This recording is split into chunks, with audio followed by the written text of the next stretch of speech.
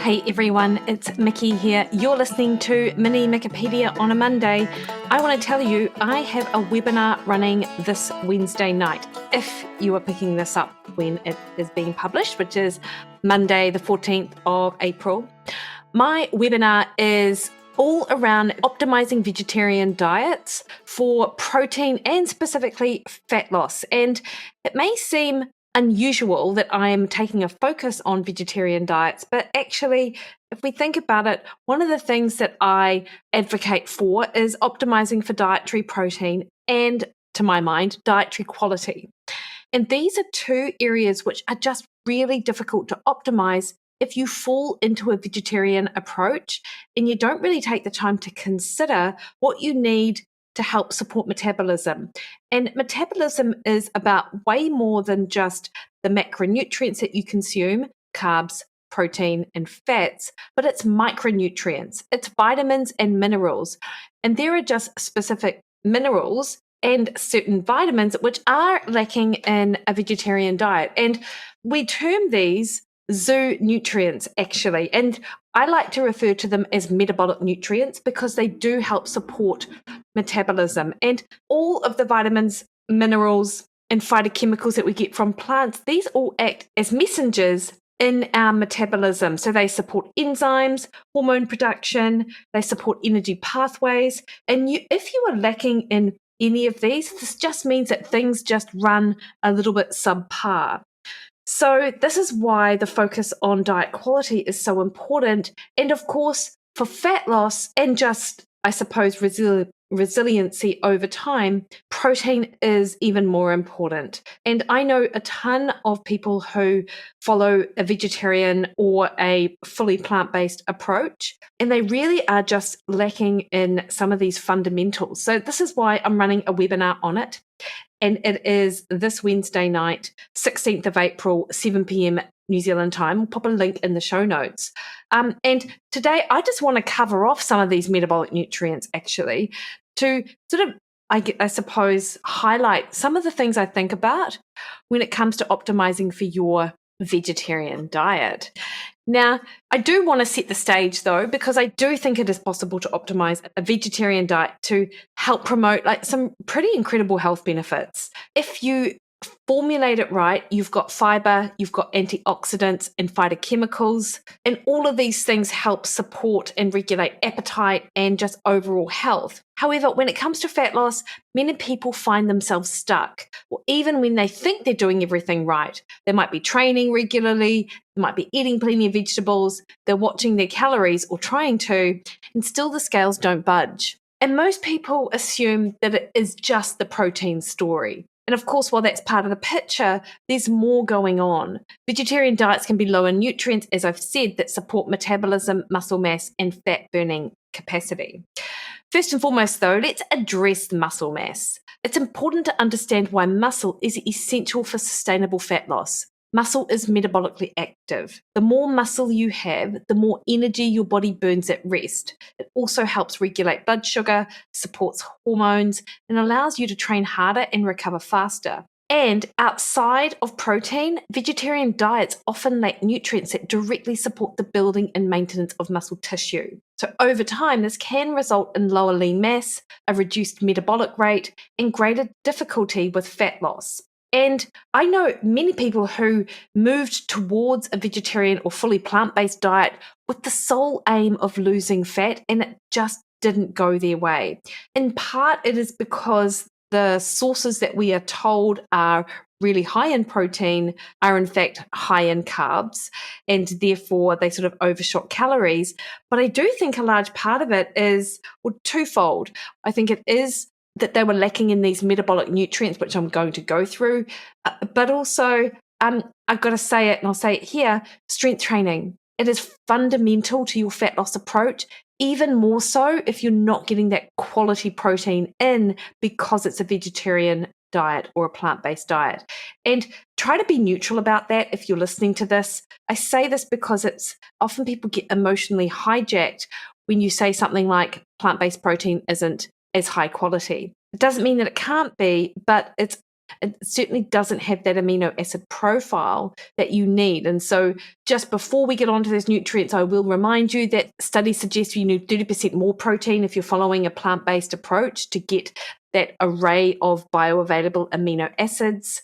And outside of that, resistance training is the key to holding on to muscles. So with that aside, the first nutrient I want to chat about is creatine. And you guys know I love creatine if you can tolerate it. It is one of the most well-researched supplements in sports nutrition. Creatine helps recycle ATP, which is the body's primary energy currency, especially during high-intensity exercise. And this matters because it can enhance training performance and volume. It supports lean mass gains.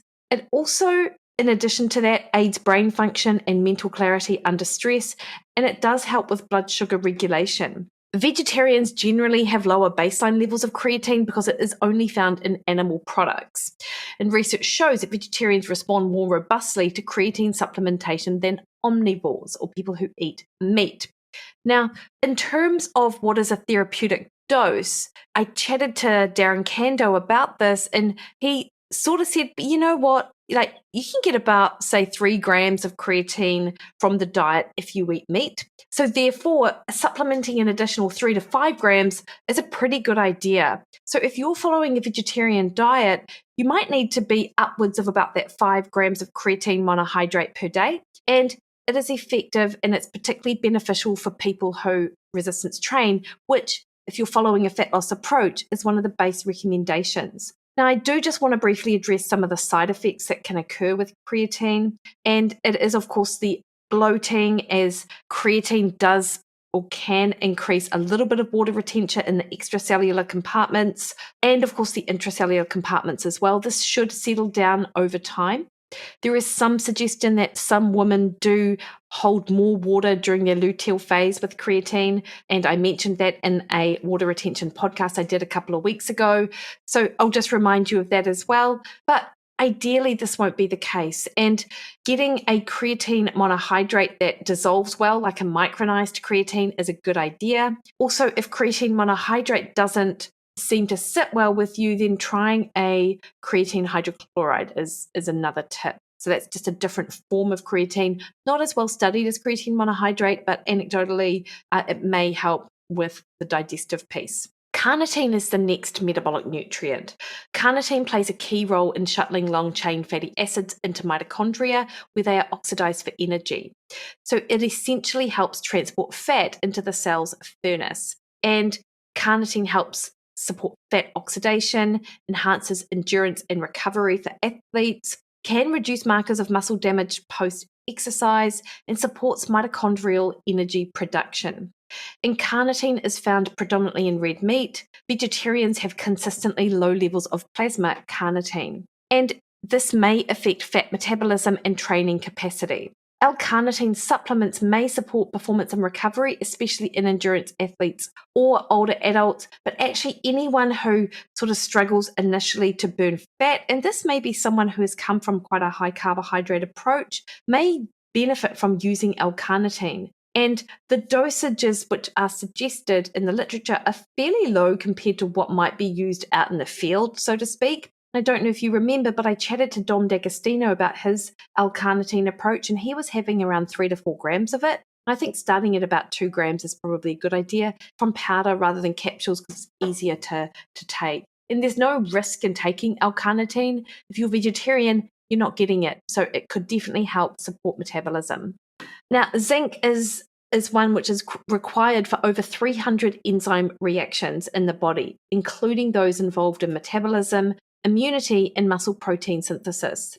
Zinc helps support testosterone and other anabolic hormones, important for both men and women. It influences thyroid hormone conversion as well, and you know, I'm sure, how important an optimal thyroid status is for metabolism. It enhances insulin sensitivity. It aids in muscle recovery and repair. It's involved in stomach acid production and the gut. Plant-based zinc is less bioavailable due to the presence of phytates, which are compounds that inhibit absorption. So whilst you may see that there are certain sort of plant-based foods that are quote-unquote high in zinc, we can't actually use them. So this does put vegetarians at higher risk for deficiency, especially if their diet lacks variation. Zinc picolinate or citrate supplements in the range of about 15 to 30 milligrams per day, taken at night, can definitely help fill this gap. And if you do include things like legumes in your diet as a vegetarian, soaking or fermenting legumes and grains can help improve zinc availability from whole food. So that's just worth mentioning. Albeit there are no real studies to support, how much more zinc we're able to absorb using that sort of soaking or fermenting method. A pretty obvious mineral that we need that is lacking in a vegetarian diet would be iron.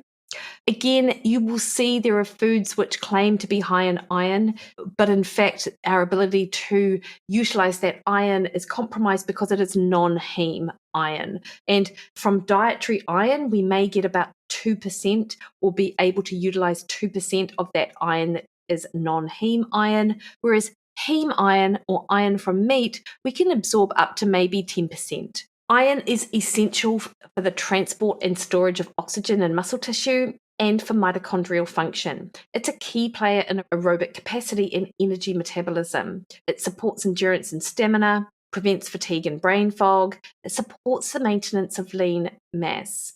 So as I said, non-heme iron is about 2 to 3 times less bioavailable than heme iron, and compounds in many plant foods, these are the oxalates and polyphenols, can further inhibit iron absorption. Do note that the Floridix solution, which is often used to help support iron levels, particularly in or for people who are vegetarian, the iron isn't well absorbed, so you're actually wasting your money using that product. To improve iron status, you do want to pair iron-rich foods like lentils, chickpeas, and tofu with vitamin C to increase absorption. It's minimal, but it can definitely make a difference. Of course, avoid drinking tea or coffee with meals, as this can inhibit iron uptake, and certainly avoid drinking tea or coffee around any supplements you take. Get ferritin levels checked regularly. Ferritin, though, isn't enough, and you do need a full iron panel, and I'll discuss why in the webinar. And then supplement with iron if needed under the supervision of a qualified professional. Now, it's important, and I've talked about low ferritin and high ferritin, and I think you're really well aware of that, but it is important to get your iron levels tested to understand fully if you need a supplement, because there can be such a thing as too much of a good thing. One that's not often thought about is vitamin A, and that's retinol. Most people associate vitamin A with eye health, eat your carrots because it's got so much beta carotene and it'll help your eye health. And you might be thinking, hello, beta carotene isn't vitamin A. It's a precursor to vitamin A or retinol, but the conversion rates are actually pretty low, just so you know. Vitamin A's role, however, extends beyond the eye to immune function, cellular energy, and even protein synthesis. So vitamin A supports thyroid hormone function, influences protein synthesis and muscle growth, supports mitochondrial energy production, and is essential for immune resilience. Vegetarians typically get vitamin A in the form of beta carotene, which is found in orange and green vegetables. But as I said, this has to be converted to retinol, which is the active form, and the conversion is highly variable. In some cases, only 5 to 10% is converted. Genetic polymorphisms, such as those with the BCM01 gene, can further reduce this conversion efficiency. The BCM01 gene encodes an enzyme called beta-carotene 1515 monooxygenase, and that's responsible for, as I said, converting beta-carotene into retinol, which is the active form of vitamin A, also known as retinol. So it does help regulate vitamin A status in people who rely on plant-based sources, and it ensures that the cells have access to retinoids needed for vision, immune, thyroid, gene expression, etc. And this does just mean that people who have the SNPs associated with this gene, and they are two sort of long, I suppose, I'm going to say long named polymorphisms, RS1293492 and RS7501331. These are two well-researched polymorphisms, and people with these variants can have up to a 69% reduction in beta-carotene conversion efficiency. symptoms of suboptimal vitamin A, and you often see this in people who do follow a vegetarian diet. Not initially. When you sort of shift to a vegetarian diet, you're sort of in this honeymoon phase because your body has these stores, particularly of things like vitamin A, which is fat soluble and just decreases over time. But it can include fatigue, dry skin, poor night vision, low immunity, thyroid sluggishness, or poor recovery from training. And I think the other thing to note with some of these symptoms is these often show up with iron insufficiency as well, and zinc. So it's hard to look at these things in isolation, I guess. You will only know if you have that particular gene polymorphism if you have a genetic test. But of course, one way to figure out whether or not you're getting any vitamin A is, do you actually consume foods that have this preform vitamin A? And if you are fully plant-based, you're not going to have those foods. The main place we get this preformed vitamin A are liver, particularly beef and chicken, eggs, or egg yolks actually, to be more specific, butter, full-fat dairy, cod liver oil, and oily fish. So, if you are a vegetarian, yet continue to eat dairy and eggs, you may well be fine. But if you are fully plant-based, this is an area that will likely need some consideration. And in addition, supplementing with a retinol form of vitamin A, such as retinol palmitate, may be beneficial, especially if the symptoms of deficiency, which I mentioned, are actually present. Now, omega-3 fats such as EPA and DHA, as you know, I did a fantastic interview with Greg Peoples just a few weeks ago on these, critical for regulating inflammation, supporting brain health, and maintaining metabolic flexibility. Of course, plant-based diets can provide alpha-linolenic acid from flax, chia, and walnuts. However, the conversion of ALA to the EPA and DHA, which are the active long-chain omega-3s, is extremely limited. And this does matter because those long-chain fatty acids that you need reduces chronic inflammation. Without that, we can have that impairment in fat loss and recovery. Those long-chain fatty acids improve insulin sensitivity and energy regulation, supports cognition, mood, and behavior, all of which influence eating habits and training motivation, obviously. And may also help preserve muscle mass during calorie restriction. One of the first interviews I did actually for Mikkipedia was on omega-3s and their impact on muscle mass and bone, which was with Stuart Gray. And we discussed the impact that they have on muscle function and aging. And I've also done another podcast on omega-3s with Bill Harris in 22, and it's important for cognition. So I've done a lot on omega-3s actually over the years. Now, vegetarians and vegans can obtain preformed EPA and DHA from algae-based supplements such as Nordic Naturals. This is the only plant-based source that provides these active forms directly. So you cannot rely on flax, chia, and walnuts to get these omega-3s. A supplement which contains a combined amount of EPA and DHA from the algae oil is recommended to bridge this gap.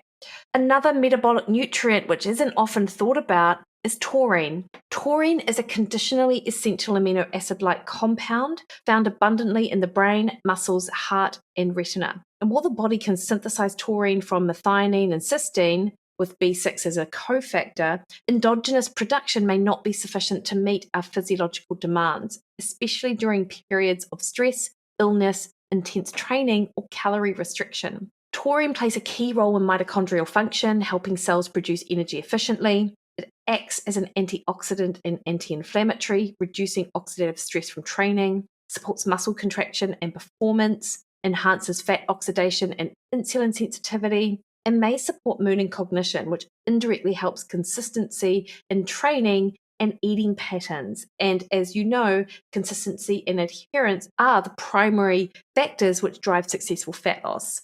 Vegetarians and vegans typically consume no dietary taurine because it is found almost exclusively in animal-based foods like meat, fish, and dairy. And although the body can synthesize it, as I mentioned, studies have shown that in plasma and tissue, taurine levels are significantly lower in those following plant-based diets, which may have implications for muscle function and metabolic flexibility. So the recommendation is to supplement with 1 to 3 grams per day. And this has been shown to improve exercise performance, reduce muscle damage, and support metabolic health, particularly in people under metabolic or oxidative stress. So why do all of these things matter? The common advice to eat less and move more misses a huge part of the picture. Your metabolism and fat burning potential depend on your ability to preserve and build lean muscle mass, support energy production at the cellular level, maintain healthy hormone and thyroid function, train and recover effectively. So without adequate levels of these metabolic nutrients,